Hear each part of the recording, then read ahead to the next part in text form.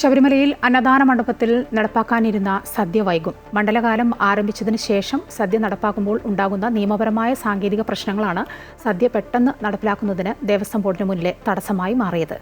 M Ragesh സന്നിധാനത്ത് നിന്നും തയ്യാറാക്കിയ റിപ്പോർട്ട് കാണാം.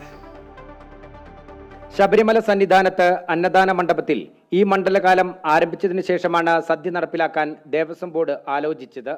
അതേസമയം അന്നദാന വിതരണം ഏറ്റെടുത്ത് നടപ്പിലാക്കുന്ന കരാറുകാരുടെ നടപടിക്രമങ്ങൾ നേരത്തെ തന്നെ പൂർത്തിയായതാണ്. സദ്യ നടപ്പിലാക്കുമ്പോൾ വിഭവങ്ങളിൽ ഉൾപ്പെടെ മാറ്റങ്ങൾ ഉണ്ടാകും.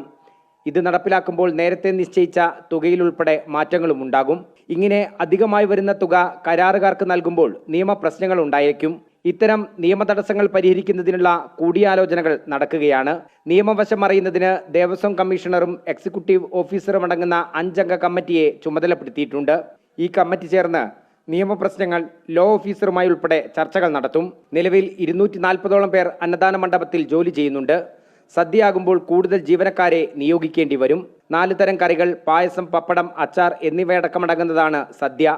ഈ മണ്ഡലകാലത്ത് തന്നെ സദ്യ നടപ്പിലാക്കാനുള്ള ശ്രമങ്ങളാണ് ദേവസ്വം ബോർഡ് നടത്തുന്നത്.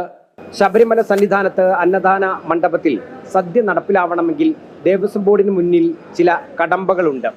അതായത് ചില സാങ്കേതിക പ്രശ്നങ്ങൾ പരിഹരിച്ചുകൊണ്ട് മാത്രമേയുള്ളൂ സദ്യ നടപ്പിലാക്കാൻ സാധിക്കുകയുള്ളൂ. M Ragesh, Amrita news, Sannidhanam.